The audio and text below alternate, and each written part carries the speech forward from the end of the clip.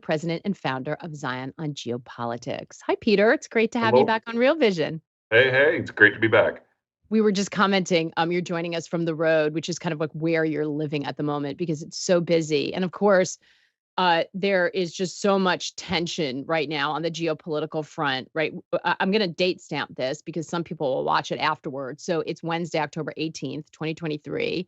And we have a very tense situation in the Middle East, Israel and Hamas at war. US President Joe Biden is visiting Israel right now. We have protests breaking out across the Middle East. So let's start with that. Um, and how are you thinking about the next chapters here as we're facing a potential Israeli invasion? What are the potential scenarios we need to be considering around this? Well, unfortunately, there's really only one scenario that we need to look at, and that's the ground invasion of Gaza. The Israeli intelligence system clearly screwed up and missed what has been the largest operation in this area in at least the last 30 years, arguably since the independence of Israel in the first place. And it was a topic that supposedly this was the only thing that the Israeli intelligence services were watching. So the degree that the Israeli government dropped the ball is extreme. This isn't like 9/11 where it was a Hail Mary from a different hemisphere. This is stuff that was happening directly under their nose where they're supposed to be watching every single day. And the only way that the Israelis now can deal with it is to roll into Gaza and go house to house. Because if they had good intel on where these people were, then the attacks would have never happened in the first place. So they've got to do it the old fashioned way. And that means sifting through an area with a population of 2.3 million people in order to find the perpetrators and to rip up Hamas by the roots. There is no way that that is pretty. Yeah. And I think that's what the concern is. I mean, we're seeing it already, right? Terrible civilian casualties, humanitarian crisis at the borders. They try to do this. So one of the questions we've received a lot, I'm sure you're getting a lot, is what are the odds this spreads beyond Israel and Hamas and other countries become embroiled in it? Probably relatively low. Egypt is a security partner of the Israelis, has been for 30 years. And they used to control the Gaza Strip between 1949 and 1973, and they hated it. So there's no love lost between the Mm. Palestinians and the Egyptians. And while the Egyptians will not say this publicly, they are thrilled with what is about to happen. No. Uh, yeah, Jordan is a satellite state of Israel that is basically paid for with international aid, primarily from the United States. So that's not a security threat either. Syria is in a civil war. They don't have the capacity to control their own territory, much less do something at the Golan. That just leaves Lebanon, which is a failed state. And while Hezbollah has some teeth, what they don't have is an army. So they might be able to launch some rockets over, and that might cause some heartburn in Tel Aviv and Jerusalem. But it's not a traditional invasion.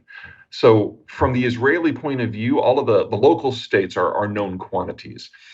The only questions that matter then are Iran and Saudi Arabia. In the case of the Iranians, they have some missiles that could reach Iran, but nothing that can change the balance of forces on the ground. They certainly can't deploy an army because they'd have to go through Iraq and Syria just to get there in the first place. That's well beyond their capabilities. And then there's Saudi Arabia. Now, the Saudis have been pushing for a direct alliance with the Israelis. They've been quiet security partners for the last 20 years. Basically, whenever the United States has said something less than complimentary about the Saudis or the Israelis, the two of them get closer together. And Israel has become a transit point for American weapons technology and training into Saudi Arabia now for quite some time. And they were trying to formalize that relationship. The question now is whether that's still going to move forward. And that is subject to an internal debate within Riyadh that's intergenerational. The King's generation, the older folks, liked the idea of the Palestinian cause and thought that any deal that was going to proceed had to include something for the Palestinians as well. The younger generation, that includes the crown prince, thinks the opposite, thinks that the Palestinians are wastes of skin and just need to be disappeared into history so they can get on with the real work of Saudi power. And so they are now having a debate internally about how seriously to take this. And when they're done with that debate, which will probably be within a month, we're going to have a very firm idea of what Saudi plans are for the next 20 years. So That's very interesting, and I think that is the optics traditionally. I mean, we see the protests happening everywhere. What are the complications for the Saudis if they decide to go in that direction? It is a break with the past. How does that sit within the dynamics of the Middle East? Well, keep in mind that the Middle East is run by a series of autocrats. So you've got your political elite, in the case of the Saudis, the royal family, who control all the levers of power. And then you have the street that has to be managed. And obviously, the street is boiling right now. But this isn't the first time this has happened. And it is very, very, very rare that the street can actually overthrow the elite, because the elite controls all the security services, all the guns, and generally they have no problem shooting their own people. Also, remember that the street in Saudi Arabia is fat. The national security strategy of most of the Gulf states is to give their people heart disease so they can't protest. And the Saudis have been very, very successful at that. So, we have a question from Ian because we're doing this live. Appreciate your questions on the Hi, platform. Ian. If Hamas is removed, what comes after that? Do we get a power vacuum? So if the Israelis have no choice to move in, what happens to that region?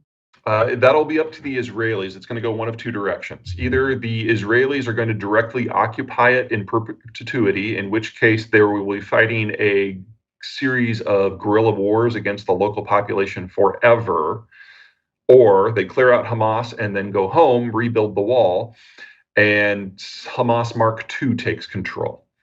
Either way, you're looking at a humanitarian disaster for this region for the foreseeable future.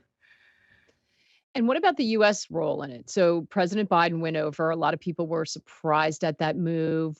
What do you make of that and what are the implications?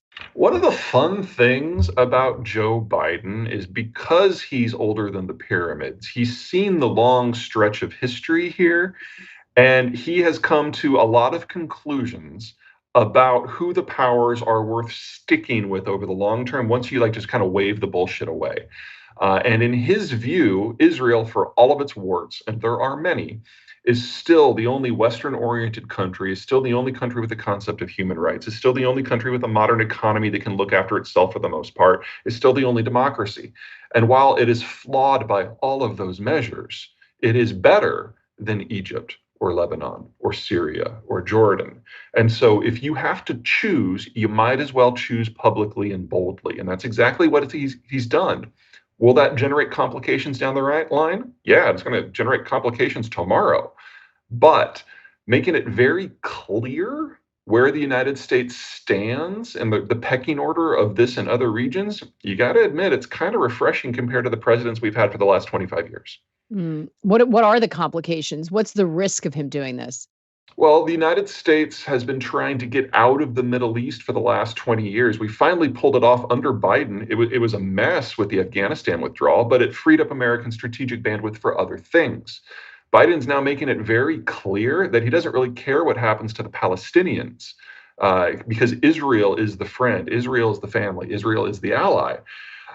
That means that we are going to be in a situation where the street, and to a lesser degree, the elites of this entire region, know exactly where they stand in American eyes. And that is going to force them to take certain policy changes that we're going to perceive as anti-American. Now, I would argue that under the surface, we were already there. I mean, let's be honest. Most of the Arab world aren't friendly, and they're certainly not what I would consider pro-American. But it's the United States establishing itself as a power broker without being a manager. And the Middle East has not had, I'm sorry, let me phrase it differently.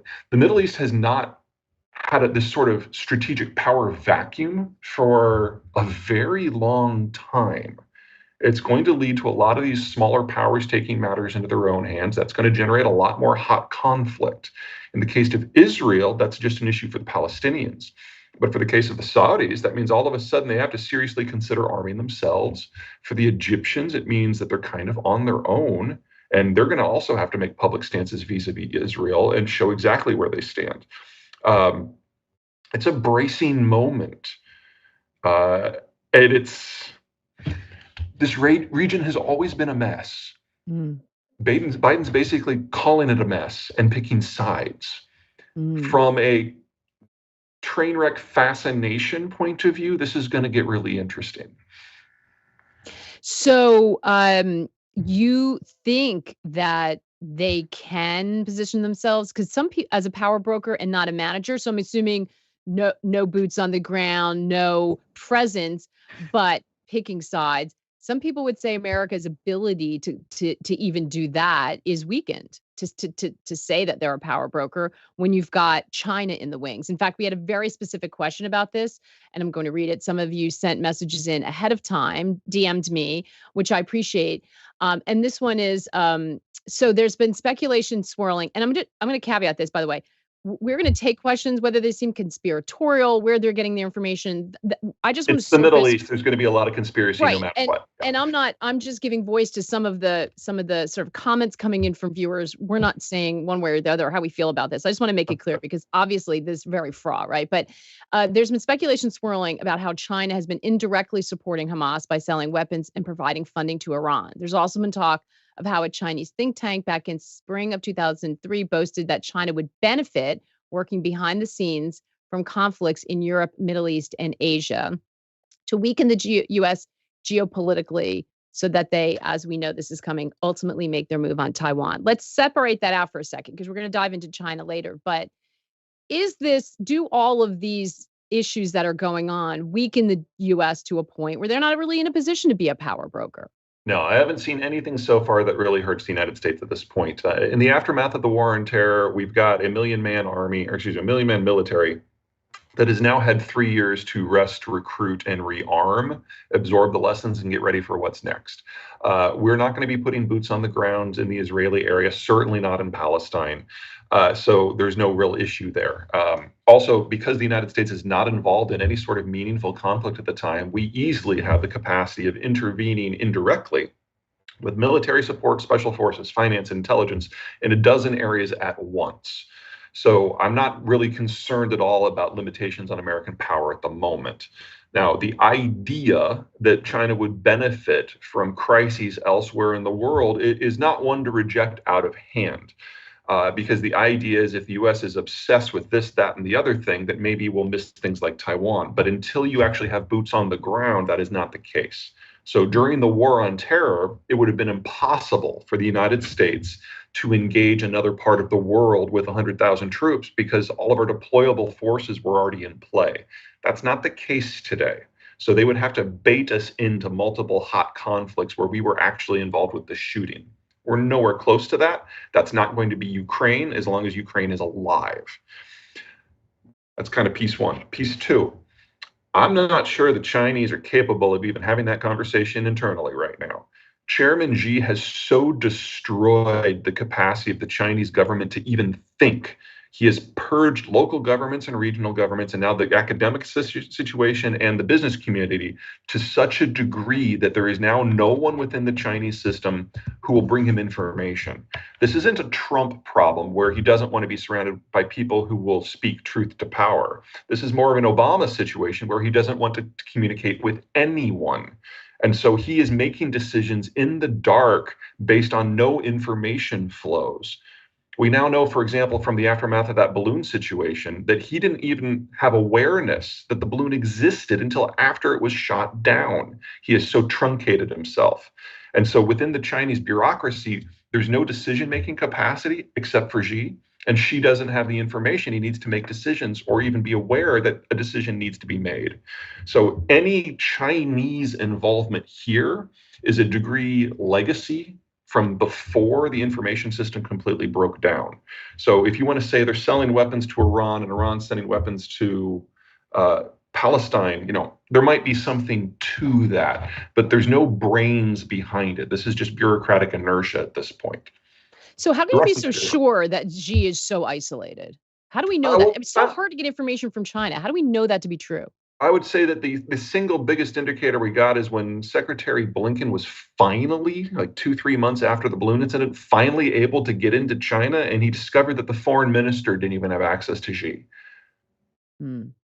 So I think there is some concern about what you're saying, but flipped that could the generals just do something? Could much like with the balloon, do something without the sort of authority and full weight of the Chinese government and inadvertently start something in Taiwan or start something somewhere else? I think that's a bigger risk. Keep in mind that the same purge that has gone on throughout the bureaucracy has not left the military unaffected.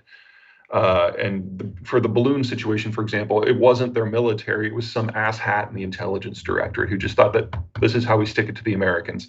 Uh, I'm going to that's a have to non use that phrase somewhere Yeah, today sure. too. It's a non-zero risk, and our intelligence services are capable of monitoring those people because they're having conversations. You can't bug Xi's phone because he never talks to anyone. Um, I don't want to say it can't happen, but Xi has purged talent out of the military as well. And so if someone in China did pull the trigger, you would expect to see a relatively similar breakdown in the decision making within the military that we're seeing within the bureaucracy, and it probably wouldn't go as well as a lot of people think it would. So if we're going to go back to China, but Sure. just to circle up on the conflict that's right in front of us right now. So the Joe Biden sort of being sort of outward about what everyone thinks is going on, kind of positioning the US as a power broker in your line of thinking. But is there political will at home? So the military's rusted. We still have might. What about what's going on here? I mean, we have uh not no functioning Congress right now as we speak. There's attempts to find a new House Speaker, but they're failing. But they'll find one. But we are obviously twisted up in our own political problems. We see the Republicans pushing back hard on continued aid to Ukraine. Forget about anything else. There seems to be so many divisions here. Is the U.S. on a path to become more isolationist? Biden might not be. The White House administration may not be. But what about Congress and what about the American people? Is there support for us to be a power broker, a police officer, be that sort of have that role on the global stage anymore, even if you think that we can sort of get other people to think that? What about Well, internally? keep in mind that aside from providing intelligence and equipment, the Biden administration has not moved us closer to being in any sort of meaningful conflict with anyone. This is probably what we're seeing under Trump and under Biden, the building of the new template, where the U.S. regularly puts its finger on the scales, but doesn't actually put boots on the ground. So the risk is to be borne by foreign partners. The fighting is to be done by foreign partners. So we're not going to have troops in Ukraine. We're not going to have troops in Gaza, but we are perfectly willing to step in with military assistance and intelligence in order to help certain players that we want to do better. That is probably what we're going to be doing for the next 20 years, regardless of who wins the next presidency.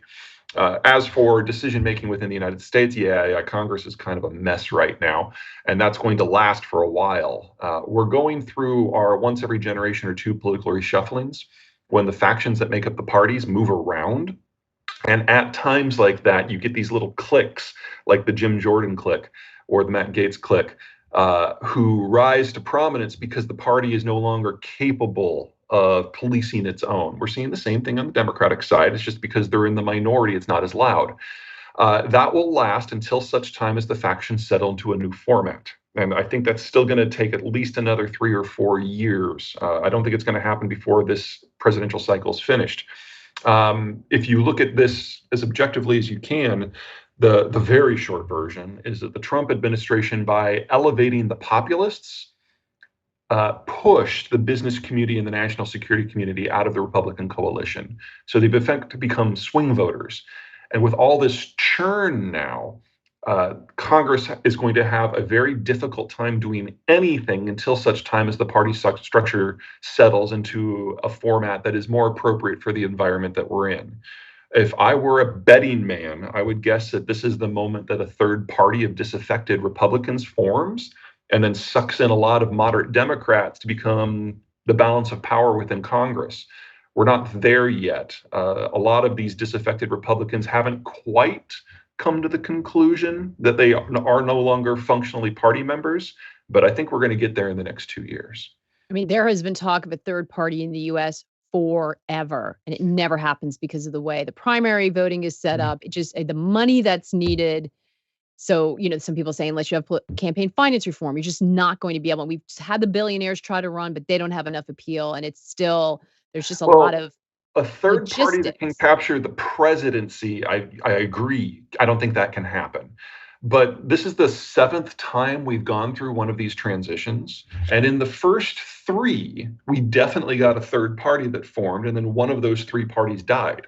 In the more recent three, what's happened is there was an evolution within the coalitions and the faction switch side. What we're going through right now is a lot more similar to the first three, because right now, the core, the decision makers, the old school Republicans have been ejected from their own institution. And these are people who have the money, who have the skill set, who know how to work together, and above all, have never not been part of a political coalition. So they're kind of having this allergic response to being out of power completely. That's going to trigger them to do something that, from our point of view today, might be a little unprecedented. But Mm. if you look back historically, we've done this three times before. Yeah, we don't look back historically often enough. It seems it's Yeah. a recency bias, right? Yeah. So, as we try to figure out the future now, because it's a sort of a moment where we will see changes in the Middle East, who stands to benefit from this? Is Saudi Arabia now the power to be reckoned with? And is there an energy implication to all of this? Well, that is certainly Mohammed bin Salman's plan. If the Saudis decide to ignore the Palestinians and just cut the deal with the Israelis, they're perfectly capable of managing their own street. And then you have this bilateral alliance within the region that takes the most technological power and merges it with the largest regional economy and the world's largest oil producer. That's a powerful partnership. And if the Saudis do manage to move on from the Palestinians, and the Emiratis already have, the Moroccans already have, the Egyptians already have, and that would probably trigger the Omanis and the Kuwaitis and all the others to join as well. So if this sticks, you're talking about the Israelis and the Arab world more or less strategically being on the same side. And at that point, it doesn't really matter what the Americans do. In fact, that would allow the Americans just to step back and allow the region to take care of Iran. From our point of view, that might be the least bad outcome. And what about energy?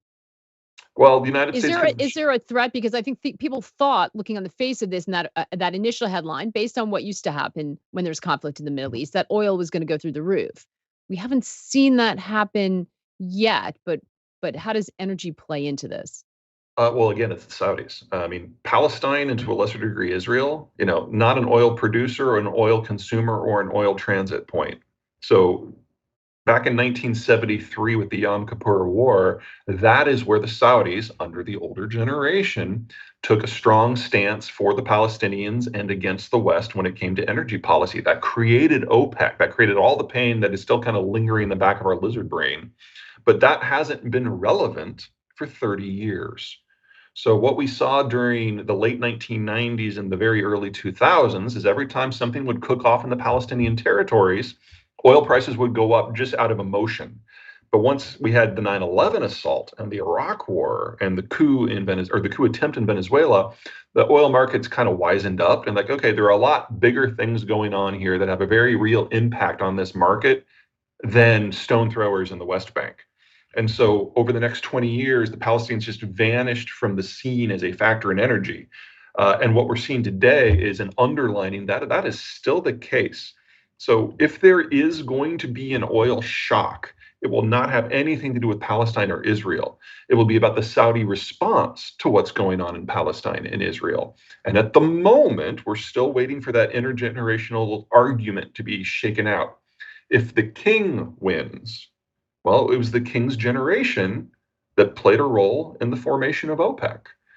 Mm. And it will not be quiet if it goes that direction. Does the Netanyahu government survive this? No.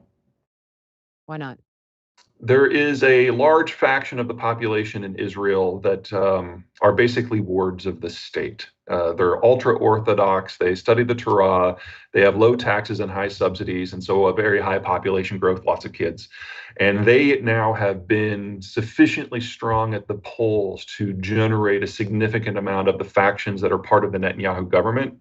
And to be perfectly blunt, most of them are wastes of skin.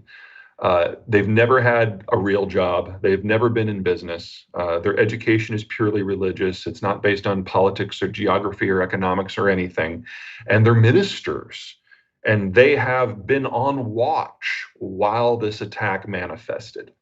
And the credibility hit to them with the overall population in Israel is crippling.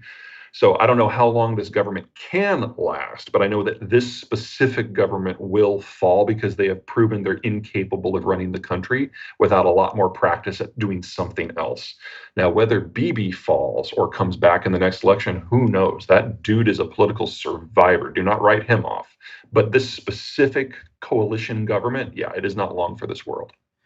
Does Biden's visit there make it more difficult for Saudi Arabia to continue on those talks with Israel? I mean, the I relationship would between say the that if US you're and Saudis have not been great. Yeah, well, I would say if you're Mohammed bin Salman, this is great because it's showing the writing on the wall and what the Americans want. And so, you can either align yourself with that or align yourself against that. The older generation, this is going to be more complicated because if there's one thing that everyone in Saudi Arabia recognizes is that they're fat and they're lazy and they're incapable of defending themselves. They have to have a security guarantor. And if they side against Israel in this fight publicly and loudly, well, that'll never be the United States or Israel then. And all of a sudden, then they've got to find someone else, anyone else. And all of the other options are messy. China. China doesn't have the capability to project power to the Gulf. Well, there was all these talk about yuan being priced, oil being priced in yuan, and the Chinese laying the groundwork for the moment when Saudis would turn to them. You don't think that any of that bears fruit? Well, there's a relationship there. I don't mean to suggest they hate each other. They don't. It's a business relationship, though. The Saudis know that the Chinese don't have the military capacity to project past Taiwan, much less all the way to the Persian Gulf. But they also recognize that the Chinese are the world's largest oil importer, and the Chinese recognize that the Saudis are the world's largest oil exporter. So the idea that the two of them wouldn't have some sort of corporate economic relationship is equally silly. But there's only so far that you can take that. And as for the denomination issue, the Chinese were very clear at the BRICS summit that they had no interest in a post-dollar world. It's just that wasn't picked up by U.S. finance because it doesn't match the de-dollarization drama mantra that we're all talking about here. I mean, it's really not a discussion in Beijing or in Johannesburg or in New Delhi about the only country that feels that they have a strategic interest in a non-dollar world are the Russians, and they just want everyone to use the ruble, which is, of course, stupid. So you completely reject this because that de-dollarization theme is strong. It's strong. It's strong in your world and nowhere else. Right. Yeah. Interesting. Because we hear a lot about the weaponization of the dollar, the U.S. That's using real. SWIFT as the beginning of the end of the Yep. reign of the dollar. There's got to be an alternative. The yuan is not internationally exchanged. The rupee is a very soft currency. The Russian system is under sanctions, and the Brazilians have no idea what they're doing.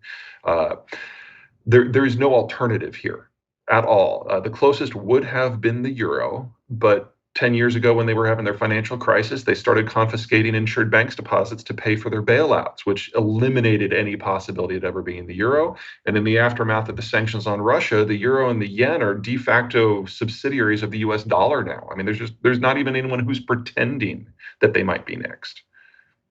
So Edward, I think we answered part of your question with China's role in the conflict and strategic objectives, but Edward was also asking about Russia.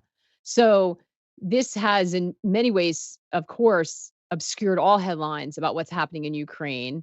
I mentioned before that there's been pushback from the Republicans and members of Congress about continuing to fund that. What is this? How does this situation in the Middle East now impact the conflict in Ukraine? Well, it's definitely a problem because it's a distraction. There is no economic outcome from the Gaza operation. It's a non-factor economically. And from a strategic point of view for the United States, it's also a non-factor. The only way it matters is through second, third, and fourth degree steps that none of which are guaranteed to happen, none of which are likely to happen. But Ukraine, whew, couple orders of magnitude more important. This is the ninth war that the Russians have launched since 1991, and in an attempt to reshape their neighborhood. And if they succeed in Ukraine, Ukraine doesn't solve their strategic problems. They're trying to build a better external crustal defense. Romania, Latvia, Lithuania, Estonia, and Poland solve that problem. So if Ukraine falls, we will have a different war, and one where the United States will have boots on the ground and nukes will fly. So blocking the Russians from advancing past Ukraine is a core national interest to the United States. In addition, the economics of this speak for themselves. You've got the world's number one wheat exporter and number five wheat exporter locked in a war. It involves the world's largest and third largest sources of potash fertilizer. It involves the world's second largest sources of oil and natural gas. The economics of this are immense.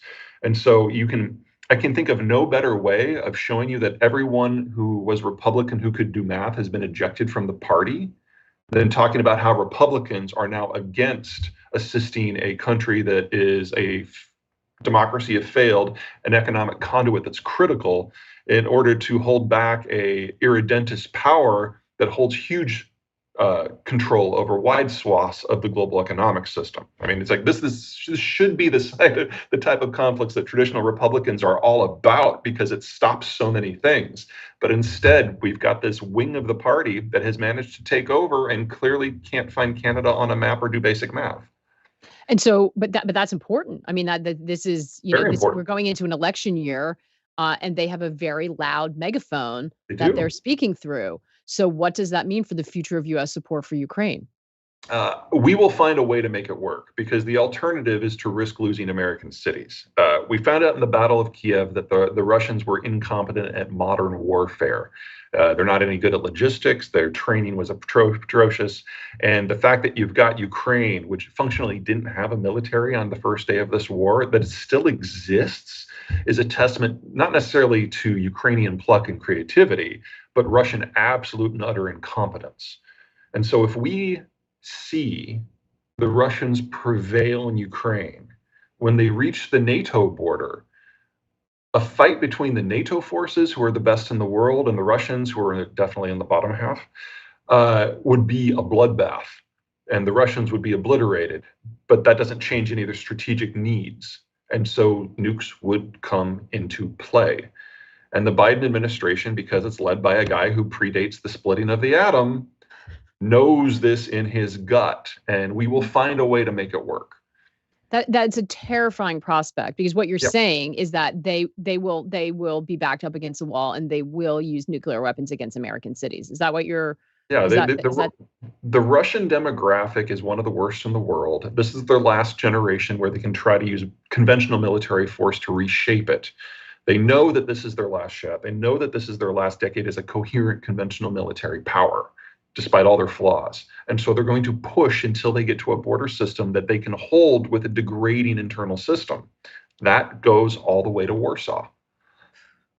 So every time I talk to you, Peter, your turn of phrase is so funny, but what you're saying is so terrifying that I feel like I'm like simultaneously like want to cry and laugh at the same time. But Good. the The stakes. alternative is to just cry. Yeah, it's true. Actually, you and I were talking about a little bit about just the sort of mental strain of having to hold all of this for everyone, to watch this and try to figure out the future. And Roy, I appreciate your comment saying, how can we cope?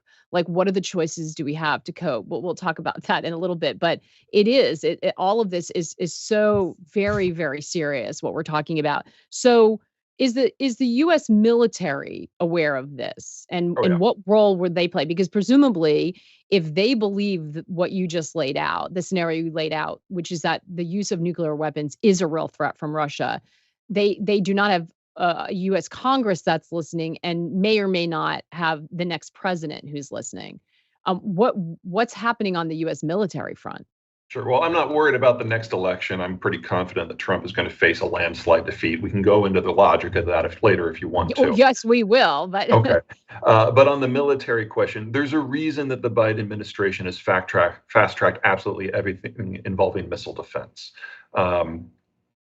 By the books, by the numbers, we certainly don't have enough missile defense to protect against a broad spectrum Russian strike. However, keep this in mind, Every weapon system, every economic system that the Russians have used in the last 2 years has failed pretty dramatically. To think that all of the nukes are the one thing that works to spec, I think takes a little bit of analytical creativity. I would argue that the concern that this administration is going to have to deal with is what happens if we get to that point and Putin hits the big candy red button and nothing happens. What do you do with someone who attempts to kill 500 million people but fails? I can't believe we're having this conversation. Uh, but that's I think this is it underlines the seriousness of, sort of squabbling that's happening in DC, because these are the very, Yeah, we're dealing with even if you don't buy into your theory, these are the stakes of what we're dealing with on a global level. And we can't seem to, we can't even move forward with any legislation. yeah. It's a little bit terrifying. Basically, what the Biden administration is dealing with is the four previous administrations abdicated pretty much all global involvement. And while I can argue that the United States, because of its insulation and its economic structure and its demographic patterns, is actually in a really good spot for not just today, but for the long term, that does mean that there are a lot of things that have gone down that we've lost the ability to influence easily. This is one of them. Our biggest failure of the Clinton administration specifically, was ignoring the Soviet collapse and not managing the fallout. And we are still paying for that. We are still trying to clean that up. Mm. So General Mark Milley, former chairman of Joint Chief of Staffs, has been making the rounds and was just, I think, on 60 Minutes and warned about the changes that technology is bringing to the battlefield, specifically drones. We've seen them in Ukraine. I believe they were used in the Hamas attack, but they certainly have risen, in everyone's mind now about how. And now add on AI to that. We know the Chinese have been investing massively, we think, in the use of AI military. The general certainly thinks that they have done that. How does this change the calculus of war? Because we're talking about shooting nukes, that seems very old school. But what about the threat? How do you contain this kind of technological threat that maybe you don't need the kind of apparatus and money that you used to? Doesn't that sort of make it a far more dangerous landscape? It certainly makes it messier. So until very recently, the United States was the only player in the game when it came to drones. We had drones of every size, from things the size of a grasshopper to things the size of a 737. What is unique about the American drone system, and so what we thought was true about all drone systems, was that they were expensive and they were in small numbers. American technology, when it comes to the military, has always been about quality over quantity, because wherever we go in the world, we will always be hideously outnumbered. So we've got to be able to punch harder at a further distance. And that's the Reapers, and that's the Predators, and that's the Special Forces drones, all of that. What we have seen in the last few years, however, is that there's a cheap approach, that there's nothing about the technology that says it has to be top notch. And if you make 50 really, really cheap ones, you can still do a lot of damage. Now, for the United States, I'd say that kind of the problems fall into two general categories. The number one is the new Joint Strike Fighter, which is supposed to be our only airborne weapons platform for the next 20 years. Its range is somewhat limited, and those little Iranian moped drones have greater range than the Joint Strike Fighter. So all of a sudden now, our weapons platform, to be perfectly blunt, is broadly useless. Because if they were to launch 1,000 of those things at a base where the JSF was based, one of them is going to get through, no matter how good your defenses are. So that limits the sort of military activity the United States can do, largely removes our ability to have air cover from ground installations. We'll have to do it only from naval platforms.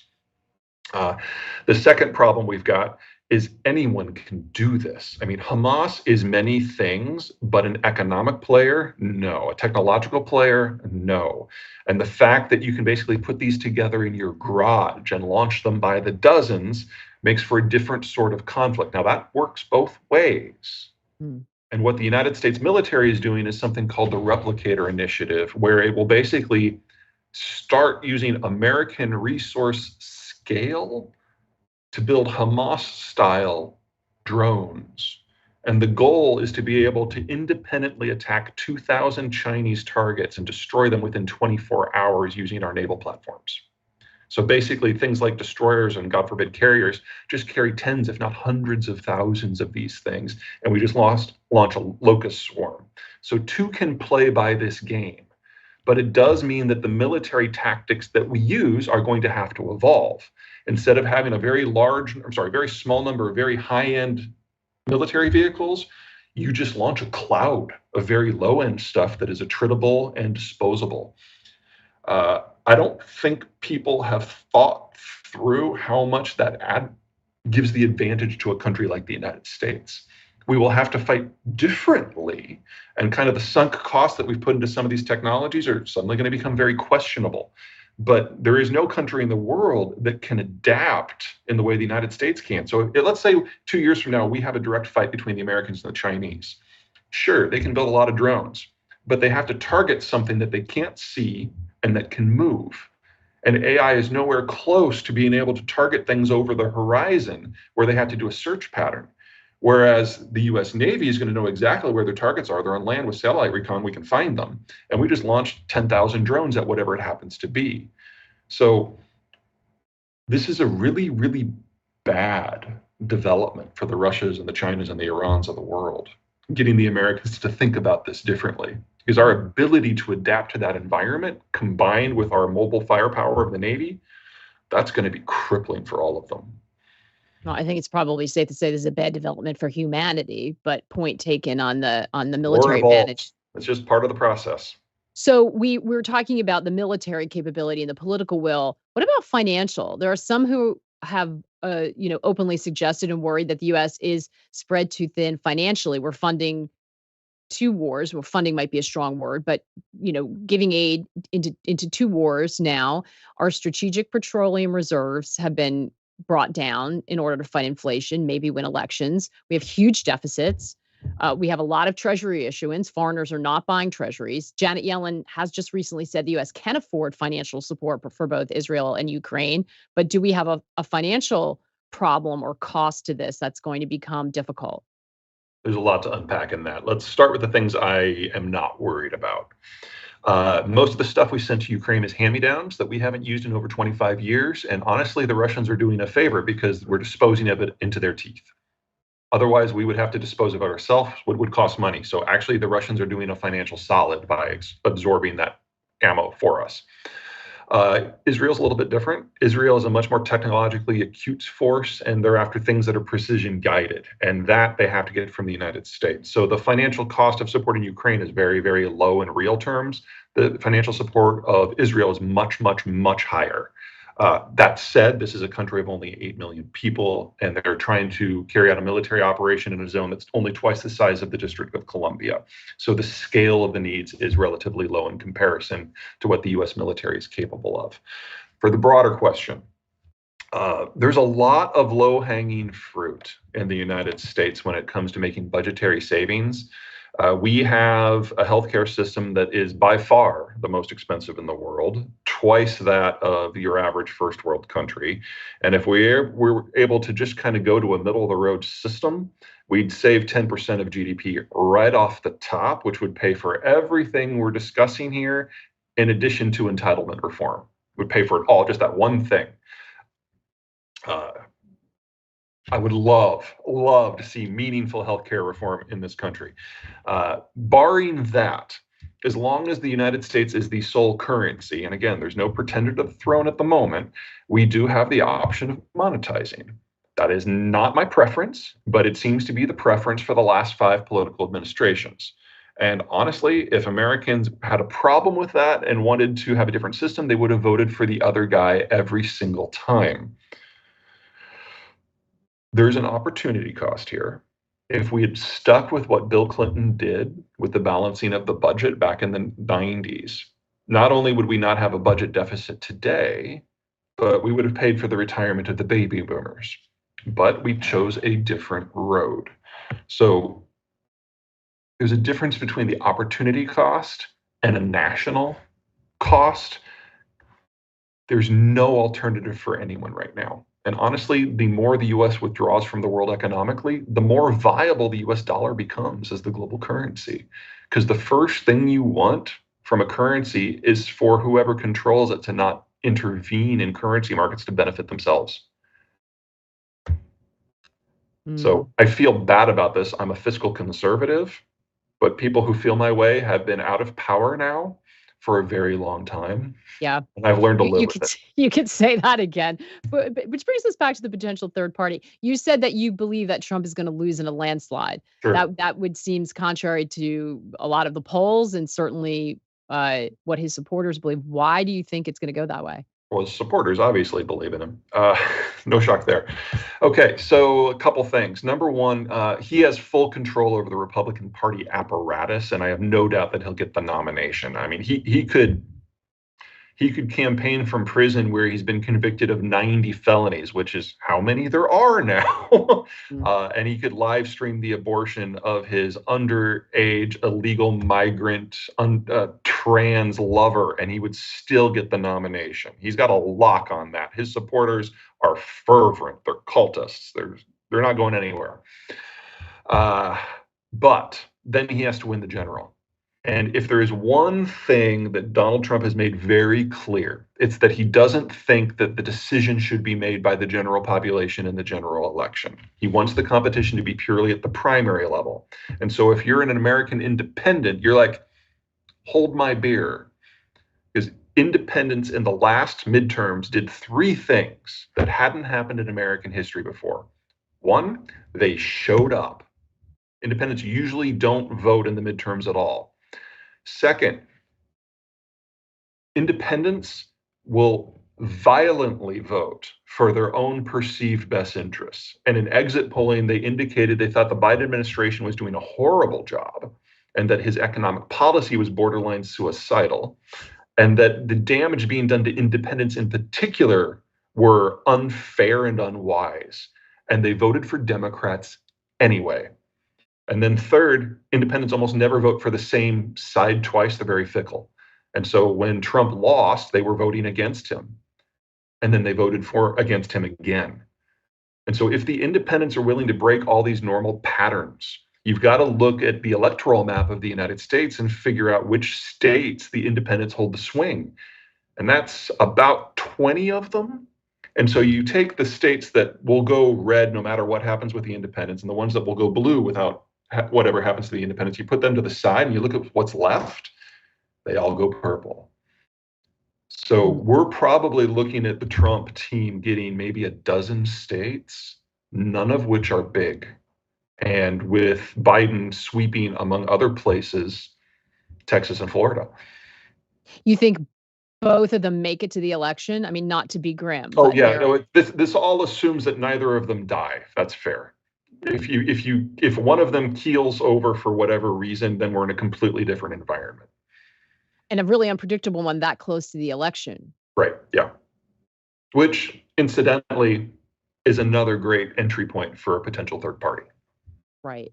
Right. Someone who sweeps in and can get away with not having done the full. At Ha- that point, you might be able to talk about a presidential run from a third party. Mostly, I'm focused on Congress. right. Um, how are you thinking? You were in Mexico not long ago. Uh, a lot of attention always during an election of the crisis at the border. It's being broadcast nonstop in certain areas of social media. Um, Certainly going to the Republicans are certainly try to use it against the Biden Sure. administration to drum up support. I know you of course concentrate on demographics.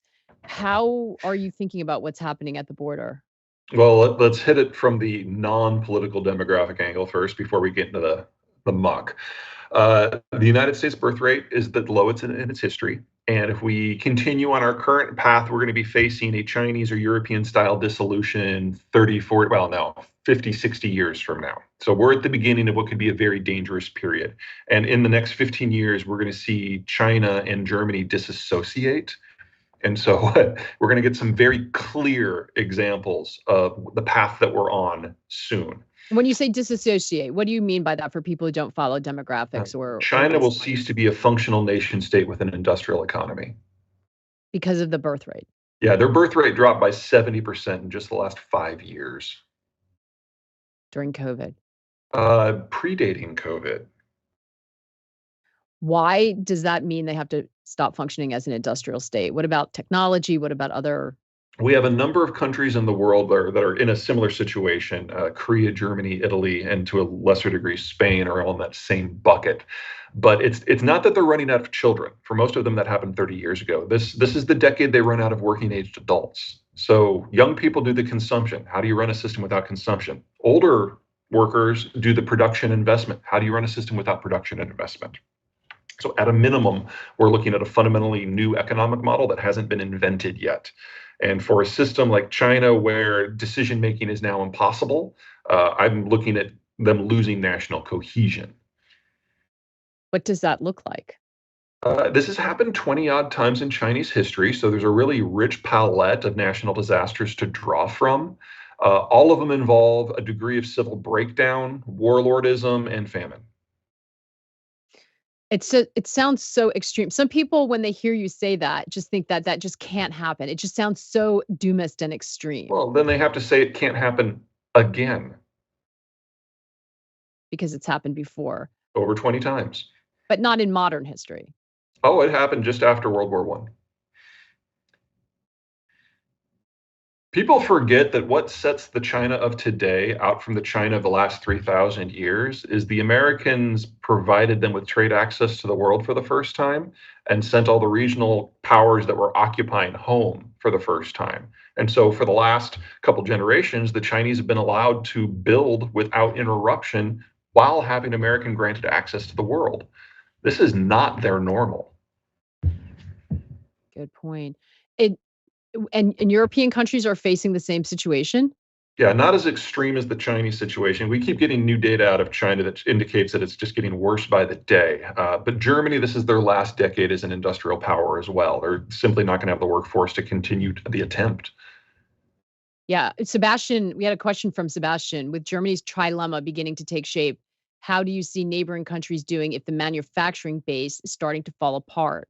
How would Switzerland, I guess you might be from Switzerland, Sebastian. How would Switzerland, for example, do in this case? I mean, I think you can say, what does this mean for Europe more broadly? Yeah. So Switzerland does have a younger demographic than Germany. They have a minimum 20 extra years. That doesn't mean that their future is particularly bright in the long term, but they've got a lot of time to potentially figure something out. And they're going to learn a lot from what the Germans do or don't do. France has the healthiest demography in the region. A lot of this is going to be picked up by the French. Now, yes, the French are not capable of doing German-style precision manufacturing, but that doesn't mean they're a slouch. As for the Central Europeans, most notably the Poles, the demographic situation is similar, but they're all 15 years younger. So there's, again, another couple of decades. So you'll see this system break up. And a lot of people leave, just like they did the last time that the Germans faced a major geopolitical stress back in the 1840s. Remember, we got 1 million Germans in like a 4-year period from out migration. You're probably going to see something very similar again. The trick, of course, is whether the United States can fix its immigration system between now and when this break really happens so that we can take advantage.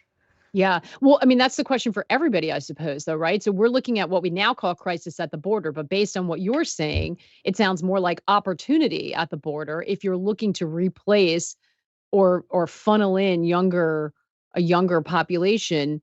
Can't the same be said also for China and Germany? I mean, if you're talking about a breakdown in society, don't people become a very An asset. important, yeah, an asset? And wouldn't you look to invite them from other places that are facing a different standard of living, climate crisis? I mean, we know that. So, does the immigration conversation change?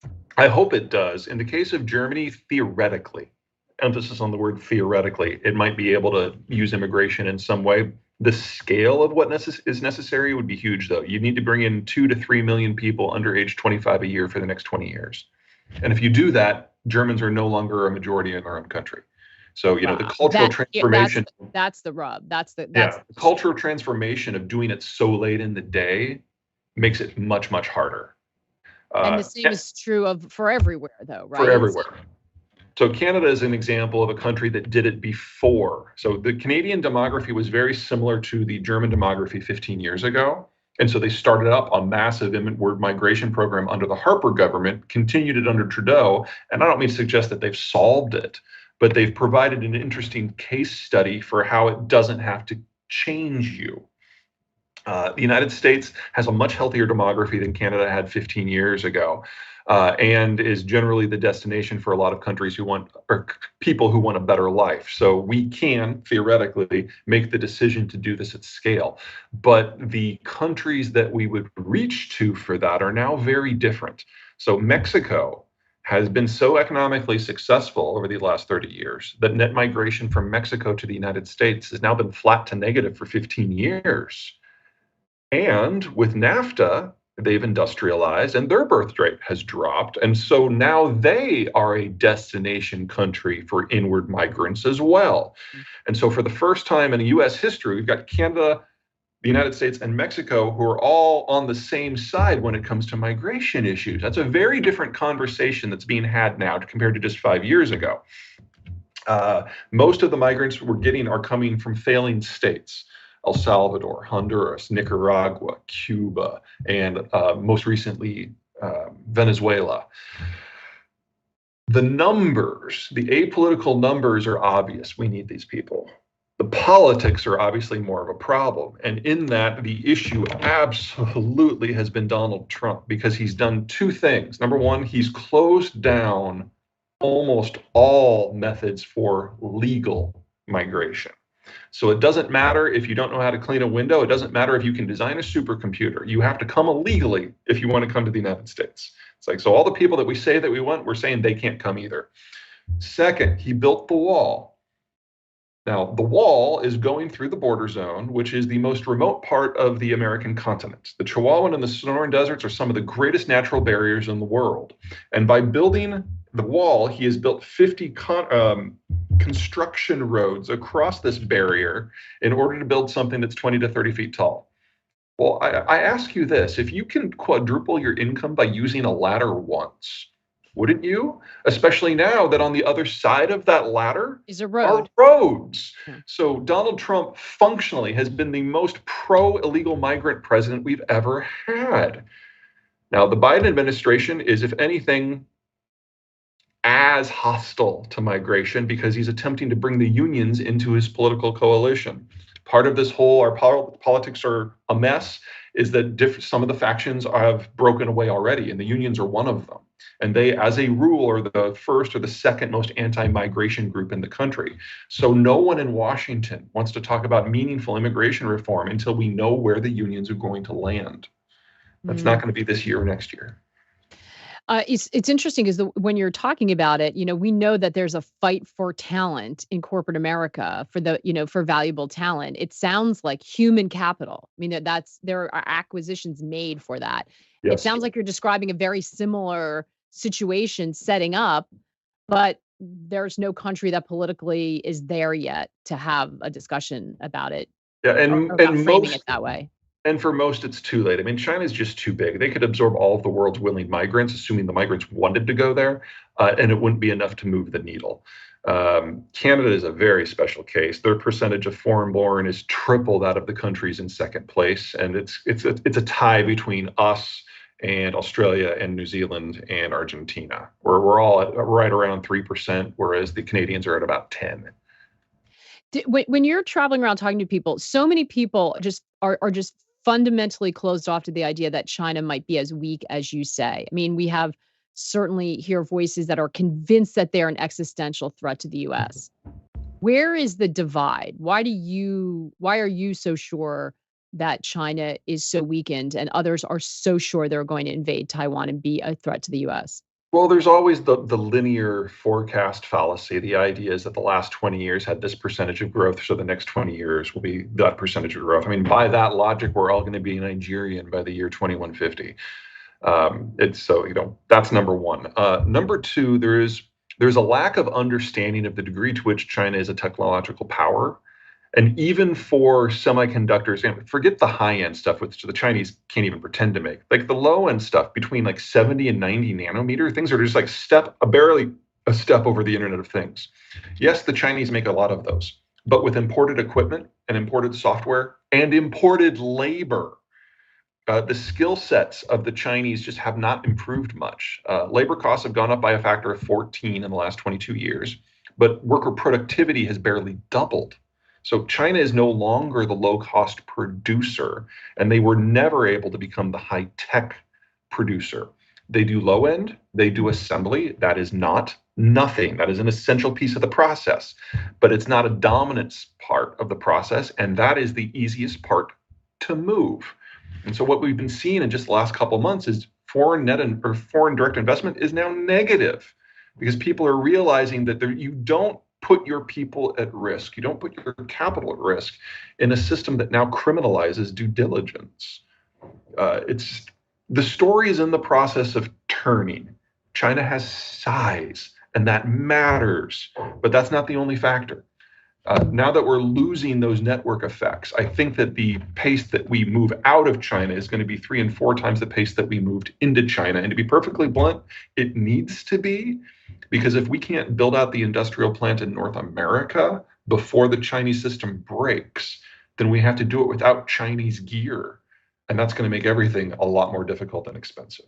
So you believe the narrative of deglobalization and reshoring is going to happen, but because of economic necessity in some way, not because of a political disagreement with China. The politics are not just a sideshow. That is very real. The national security side of this is relevant. But we've never, ever in human history seen a country face this sort of demographic collapse. Even if we decided to actively assist the Chinese in everything they do, this is still their last 10-year period. So we talked about Putin being, what happens if his back is up against the wall? Mm-hmm. What about Xi? Well, that's the problem. We don't know. There's this great story that I was told once that basically, you remember back in January, just before the Ukraine war started, when the United States was releasing this intelligence that not a lot of people believed about what the Russians had planned up to and including the day that the war was going to start. Well, it turns out that we had found a way to weasel our intelligence system into their secure rooms where there were basically giant safes where there was no eavesdropping possible. There were no electronics, but we managed it anyway because Putin has an inner circle. Some of them are even competent. There's people he discusses things with. So there are phones you can tap, and there are faxes you can read, and emails you can hack. And it turned out their information security was not as good as we thought it was. And so we just shared it with everybody. There's nothing like that in China.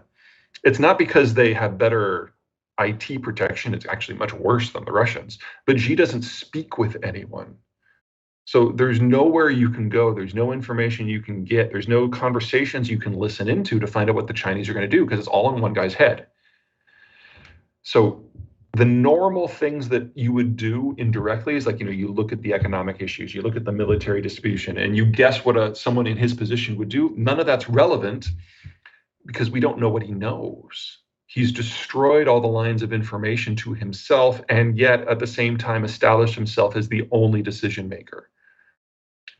You can't climb into someone's head when you don't know what they know. And so we're in a complete black box. All I can say is that because he has done this, the Chinese system is not functioning as you would expect a nation state to function, economically, strategically, in anything. And so we have been seeing ever more interesting policy failures across the system, whether it's in housing or in finance or in supply chains or in diplomacy.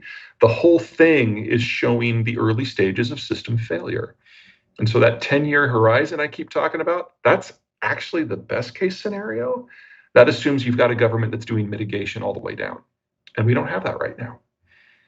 So you're describing a situation where there's potential nation collapse in China. They don't necessarily have nuclear weapons, but North Korea does. The Chinese have nukes. Okay, the Chinese. Yeah. You have Putin, who is hell-bent, and there is a risk of nuclear. I mean, it sounds like there's a terrible potential for some sort of nuclear conflict. Do you understand why the Biden administration is fast-tracking missile defense now? There's not a lot that we can do here. We can't stop in Ukraine because we just face a bigger war a few months later. North Korea is a bit of a black box itself. And so we were always going to need some sort of missile defense there. And the Chinese system has become a question mark. And, barring preemptively carpet nuking these places, which I am not recommending, your only option is to make sure that if something does get flung, you're in a position to intercept it. Missile defense. Do we see other nations run toward nuclear armaments now that if they also come to these same conclusions? Is this a That's a sort of policy renewed question. nuclear arms race? That's one of the risks that the Biden administration is making by going to Israel. If it becomes obvious that the United States is going to pick favorites but not put boots on the ground and is not interested in a broader regional strategic picture, we just pick friends and go from it. Then anyone who is not one of those friends, whether they're friends or foes, good or bad countries, nukes are really the only option that they can really have. So I'm not so much worried about nukes in Iran. To be perfectly blunt, this technology is nearly a century old, and if Iran was capable of doing it, they would have done it already. I'm worried about Poland. I'm worried about Sweden. I'm worried about South Korea and Taiwan and Japan. I'm worried about Saudi Arabia.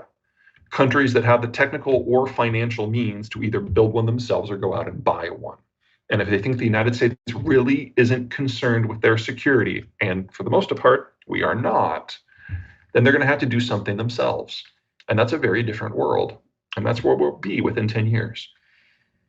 So what changes that scenario? Because that's a very dark road we just described. It would take a really big if. So the world that we are just now leaving, the globalized system, we created that at the end of World War II in order to combat the Cold War. We basically created this system that provided so many huge economic benefits that everyone wanted to join. We would have to do something on that scale again. And I don't think we can do that without a significant change in the way Americans view everything. Coming out of World War II, we understood the cost of global instability in our bones. And so there was a tolerance for international involvement. We didn't have that after World War I. We had to lose 500,000 soldiers to be sufficiently shocked into involving ourselves. And so we're at this moment of political transition in the United States. Maybe the next transition is going to be more internationally minded, but it's hard to see the logic for it. The North American economy is doing very well. And in the transition we're going to see over the next 10 years, it's probably going to double the size of the industrial plant. I mean, that's a huge growth story, but it doesn't involve the Eastern Hemisphere. So it's difficult for me to see people on the left or the right embracing the sort of commitment that would be necessary to hold history at bay everywhere else. And then, of course, if we do decide we want to do that, the question is whether we can. This isn't 1970. We're not the only country with a navy anymore. Right, which begs the question, if the U.S. turns inward, is there anyone else that can fill that role? As we had Andrew asking about, peacemakers, any country in a position to be able to step into that and somehow glue things back together and or at least stop an acceleration toward some kind of nuclear conflict. There's only 2 countries in the world that have the capacity of doing that today on a regional basis. So France could do it in far Western Europe. Turkey could do it in Southeastern Europe and the upper parts of the Middle East. And they could have spheres of influence that have their own rules and their own security system that could work for them. But that's it. The Japanese found a way to get along with the Trump administration and the Biden administration. Japanese are the only people who figured out how to work with both sides of the American political aisle. So what could have been an independent sphere is now part of ours.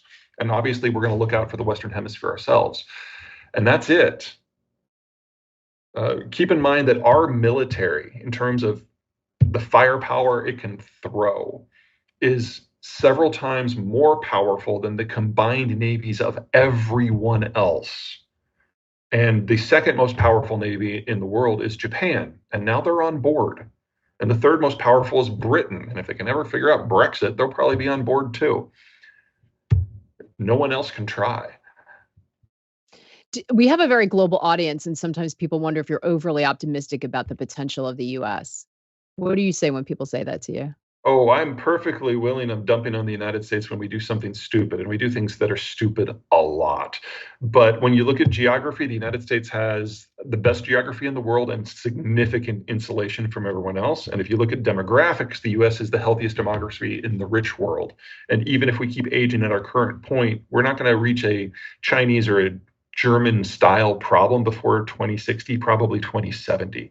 So just playing the numbers and playing the map, this is the place to be. We're not perfect. Dear God, we're not perfect. And I think Churchill said it best, is you can always count on the Americans to do the right thing after they've exhausted all other options. Yeah, we certainly seem to be living that right now, don't we? So this is so much for us to hold in our head. I always love when have a chance to catch up with you, Peter. What are you going to be sort of looking most closely at right now? There's so many moving parts. They're all interconnected. What's going to sort of hold your attention right Sure. now? What are you So looking at? Ukraine is easily an order of magnitude more important than Gaza. So Gaza for me is, I hate to say this, especially if you're Israeli, I apologize, but it's a distraction. It's not a major issue. It's major for Israel. It's not major for anyone else. Uh, the future of Ukraine will determine what is possible in the Western alliance, not just NATO and the EU, but the whole structure of the region and how Russia dies. Because if Ukraine falls, Russia will come for Europe. And if Ukraine succeeds, then we have to deal with the breakup of the Russian system, which will be much messier than the breakup of the Soviet system. And an order of magnitude more important than that is how China disintegrates, because it is the workshop of the world. And we've got $35 trillion of sunk cost and industrial plant in that continent or in that country, most of which is going to have to be rebuilt somewhere else. And how that process happens is going to determine the human condition for the next 50 years. Is Putin still in power next time you and I get together? I think he is sufficiently consolidated in power with his own system to not have to worry about assassinations. And by Russian standards, he's in great health because he doesn't drink. So I would expect him to continue to run the Russian Federation until the day the Russian Federation dissolves, whether that is a year from now or 30 years from now. Which I assume is a big risk because if he's not willing to yield power, it can't be taken from him. That will Well, complicate the end. he spent a lot of his last 22 years as president basically dismantling the methods by how someone might rise up through the system. So he's got his inner circle, he's got his outer circle. The two of them combined are under 130 people, and that is everyone within the Russian system who is a decision maker. There's no one coming up from below. He hasn't been as thorough of purging the system as say Xi has, because Xi is one. There's no one else. But Putin has done a very good job of making sure that those 130 people think of him as the person who ultimately decides everything that matters. And they know that there is no one else among the 130 that could even theoretically take Putin's place, with one exception. There's a guy by the name of Igor Sechin who runs Rosneft, the state oil company, used to be an arms smuggler during the Soviet period. He might have the guts and the brains to do it. But if there's one thing that the other 129 agree on, it's that Igor Sechin is an asshole and he would probably be killed within 24 hours of offing Putin. Well, everyone there's no one survives trying to take out Putin so far. So he must have a long reach Yeah, well, himself I mean, he now. comes from the security services. So intelligence is in his blood, and that's where his strongest allies are. And his second strongest allies are in organized crime. So if he wants somebody gone, he either has the official state do it or some irregular group do it. And it's, at least from a leadership point of view, it's been effective. All right, Peter. As usual, it's going to take me a while to recover from this conversation, but we love catching